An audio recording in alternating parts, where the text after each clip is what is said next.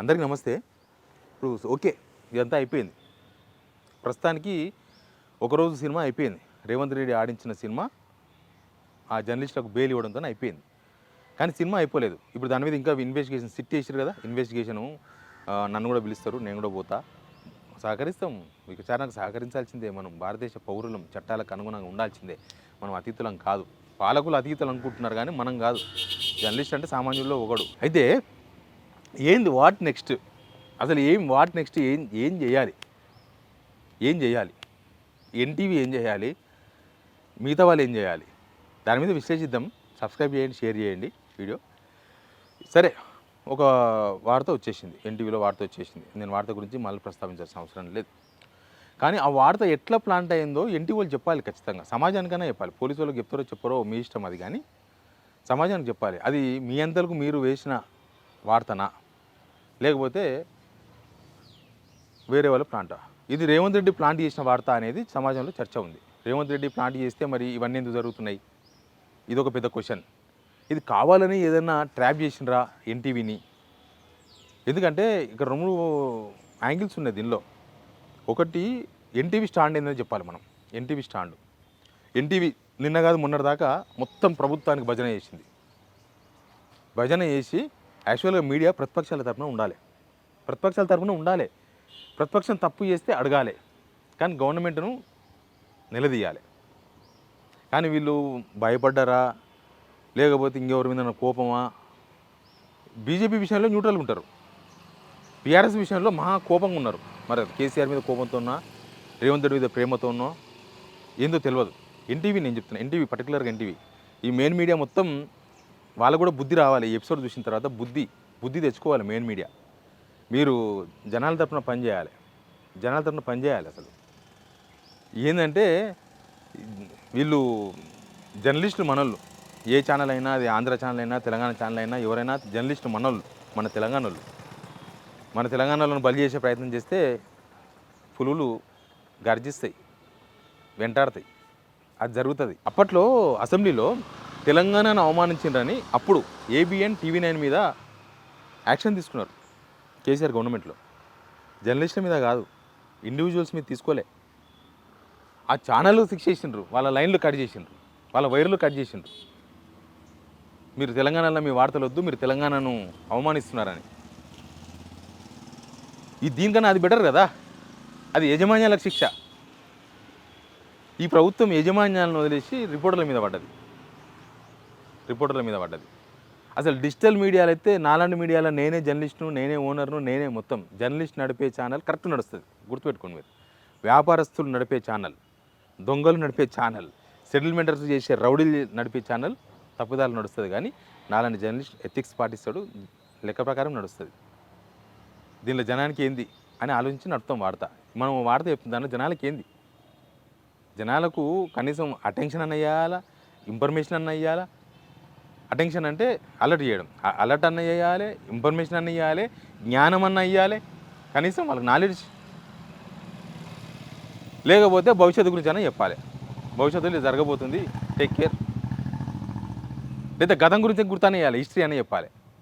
అంతకుమించి వేరే ఉండదు. కానీ ఈ గవర్నమెంట్ అట్లా చేయలేదు. కానీ ఇప్పుడు ఎన్టీవీ ఏం చేయాలి? చాలా ఇంపార్టెంట్ పాయింట్. ఎన్టీవీ మొన్నటిదాకా భజన చేసింది. నిన్న కాదు మొన్నటిదాకా వీళ్ళని అరెస్ట్ చేసిన తర్వాత కూడా చాలాసేపు అరెస్ట్ చేసిన విషయాన్ని కూడా వేసుకోలే. వాళ్ళ జర్నలిస్ట్ని అర్ధరాత్రి అరెస్ట్ చేస్తే ఎన్టీవీలో కనీసం స్కోలింగ్ కూడా రాలే మధ్యాహ్నం దాకా. మధ్యాహ్నం వాళ్ళందరూ వచ్చి ఆ సీసీఎస్కి వచ్చిన తర్వాత అప్పుడు ఎన్టీవీలో వార్తలు స్టార్ట్ చేసిండ్రు. వార్త లేదు అప్పటిదాకా. మిగతా ఛానల్స్ చేసినట్టు వేసినాయి. టీవీ9 వేయాలన్నా వద్దా అని వేసింది, లేకపోతే ఇంకోటి వేయాలన్నా వద్దా అని వేసిండ్రు, ఇంకోటి స్కోలింగ్ వేసి వదిలేసిండ్రు. ఇది అందరికీ వర్తిస్తుంది, మీకు కూడా వర్తిస్తుంది. మీరు కూడా భజన చేస్తున్నారు. ఇప్పుడు మీ భజన చేసినంత మాత్రాన మీరు చెక్కలు తీస్తారు. ఇప్పుడు ఇక్కడ రేవంత్ రెడ్డి, నేను ఎన్టీవీ ఎందుకు చెప్పాలనుకుంటున్నా అంటే ఎన్టీవీ వాస్తవం బయట పెట్టాలి. ఇప్పుడు ఎన్టీవీలో వచ్చినందుకే కదా నాలాంటి వాళ్ళు అందరూ చేసింది వార్త. ఎన్టీవీ వాళ్ళు వాళ్ళకు వచ్చిన సోర్స్ ద్వారా, సోర్స్ అయితే చెప్పొద్దు మీడియా. నిజానికి అది జర్నలిజంలో ఎథిక్స్లో ఉంటుంది. ఫస్ట్ పార్టే నీ సోర్స్ను బయట పెట్టొద్దు. అంటే ఆ వార్తకు నువ్వే బాధ్యును అని అర్థం. నేను సోర్స్ చెప్పాను కాబట్టి నాకు ఎవరో చెప్పారు, నేను నాకు సంబంధం లేదు అన్నికి లేదు. సోర్స్ నువ్వు చెప్పవద్దు, కానీ ఆ వార్తకు నువ్వే బాధ్యుని తీసుకోవాలి. ఆ వార్తలో నిజం ఉంటే గవర్నమెంట్కి చెప్పాలి, ఇది నిజం, ఇంకో మా దగ్గర ఇది ఉంది, ఫోటోలు ఉన్నాయి, వీడియోలు ఉన్నాయి, లేకపోతే ఇంకేదో ఉంది, ఇవ్వండి గవర్నమెంట్కి, సిట్కి ఇవ్వండి, విచారణకి ఇవ్వండి, ఆ విచారణ చేస్తున్న ఇన్వెస్టిగేషన్ చేస్తున్న వాళ్ళకి ఇవ్వండి. లేకపోతే ఉన్న ప్లాంట్ చేస్తే ఆ విషయాన్ని కూడా బయట పెట్టాలి ఎన్టీవీ. అంత సమాజంలో ఉన్న చర్చ ఇది రేవంత్ రెడ్డి ప్లాంట్ చేయించిండు. ఎందుకు ప్లాంట్ చేయించిండు అంటే ఇదంతా ఒక డిస్టర్బెన్సు, డైవర్షను, కోమటిరెడ్డి మీద కోపము, మిగతా మినిస్టర్లను బెదిరించడానికి, మీడియాను మొత్తం అదుపు చేయనీకే, సోషల్ మీడియాను మొత్తం బెదిరించనీకే, దానికోసం ఇది ప్లాంట్ చేసిండ్రు. ఎందుకంటే ఎన్టీవీ అప్పటిదాకా వాళ్ళ ఊరిలోనే ఉన్నది కదా, ఎన్టీవీ ప్రతిపక్షం తరఫున లేదు, గవర్నమెంటు చాలా అతి చేసింది, గవర్నమెంట్ తరఫునే ఉన్నది, గవర్నమెంట్ తరఫున మాట్లాడింది. వాళ్ళు ప్రతిపక్షాన్ని ప్రశ్నించారు మొన్నటిదాకా, గవర్నమెంట్కి సపోర్ట్ చేసుకుంటూ ప్రతిపక్షాన్ని ప్రశ్నిస్తారు, గవర్నమెంట్ కాదు ప్రశ్నించాల్సింది మీడియా. మరి ఆ వార్త రేవంత్ రెడ్డి చెప్తే వేసిండ్రా, బట్టి విక్రమార్క చెప్తే వేసిండ్రా, ఎవరు చెప్తే వేసిండ్రో మీరు బయట పెట్టాలి. వాళ్ళు మీ అందరికి మీరు వేస్తే మీరు సోర్స్ చెప్పకపోయినా మీ దగ్గర ఆధారం అన్న బయట పెట్టాలి, ఇది మీ బాధ్యత. First point.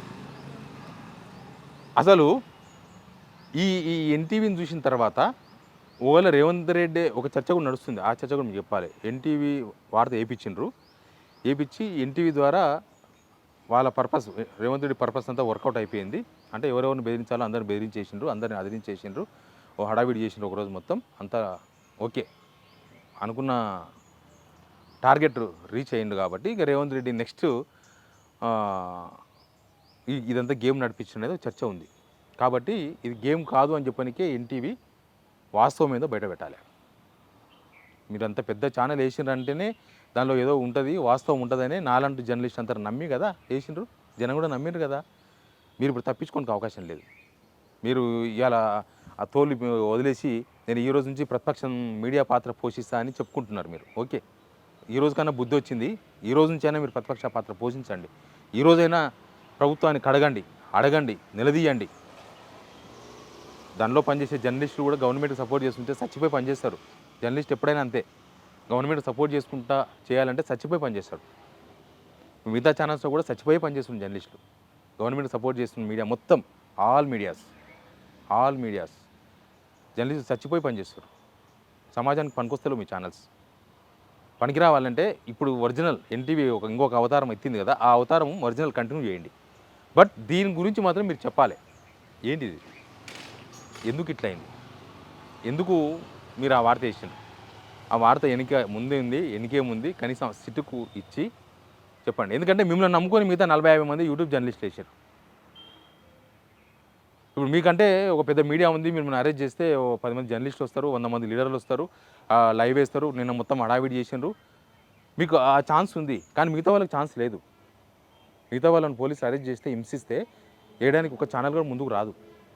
మా గొంతులు మేమే మాట్లాడుకోవాలి, మళ్ళీ మా ఛానల్లో మేమే చెప్పుకోవాలి. మళ్ళీ మీరు ఖచ్చితంగా సపోర్ట్ చేయండి. మీరు ఈ విషయంలో, ఈ కేసు విషయంలో పర్టికులర్గా నేను ఎన్టీవీ యజమాన్యాన్ని కోరుతున్నా, పర్టికులర్గా ఈ విషయంలో ఎవరిని పోలీసులు అరెస్ట్ చేసినా, ఎవరిని అదుపులోకి తీసుకున్నా, ఎవరిని చేసినా ఎన్టీవీలో పెద్ద పెద్ద బ్రేకింగ్లు చేయండి. ఎందుకంటే మిమ్మల్ని నమ్ముకునే వీళ్ళందరూ చేసిండ్రు. మీ దగ్గర ఉంటుంది సోర్సు, మీరు ఖచ్చితంగా వార్త వేస్తే అది నికార్సైన వార్తనే ఉంటుంది, ఇది ఒక ప్రముఖ ఛానల్ అని నమ్మేసారు. అంతేగాని ఒకవేళ మీరు వాళ్ళతో కుమ్మక్కయ్యి రేవంత్ రెడ్డి మిమ్మల్ని యూజ్ చేసుకొని చెప్తే అది కూడా బయట పెట్టండి. మేము బట్టి విక్రమార్క యూజ్ చేసుకొని ఈ వార్త చెప్పించి తర్వాత ఈ డ్రామాలు చేస్తే ఆ విషయం కూడా మీరు బయట పెట్టండి, ఆ విషయం కూడా చెప్పండి, జనాలకు వాస్తవం చెప్పండి. అని మీరు మళ్ళీ తెరెనక పోయి మీరు చేతులు కలిపి మీరు ఒకటైపోయి తెలంగాణ సమాజానికి గబ్బు పట్టించే ప్రయత్నం మాత్రం చేయకండి. ఎందుకంటే ఇప్పుడు తెలంగాణ సమాజానికి అంతో న్యాయం జరుగుతుందంటే జస్ట్ సోషల్ మీడియా వల్లనే, ఛానల్స్ వల్ల కాదు, పేపర్ల వల్ల కాదు. అన్నీ మీరంతా సోల్డ్ మీరంతా. కనీసం సోషల్ మీడియా నాలాంటి జర్నలిస్టులు కూడా తెలంగాణ సమాజం తరఫున నిలబడకపోతే తెలంగాణ పాడైపోతుంది. తెలంగాణ గబ్బు పట్టిస్తారు మీరు, తెలంగాణ ఉంచరు, తెలంగాణ అమ్మేస్తారు, తెలంగాణను కలిపేస్తారు. కాబట్టి కనీసం ఎన్టీవీ మీ బాధ్యత మీరు పోషించండి. నేను ఇది హితవు అనుకుంటారా, సూచన అనుకుంటారా, నేను ఒక జర్నలిస్ట్గా చెప్తున్నా, మీరు ఖచ్చితంగా ఈ విషయంలో నిలబడాలి.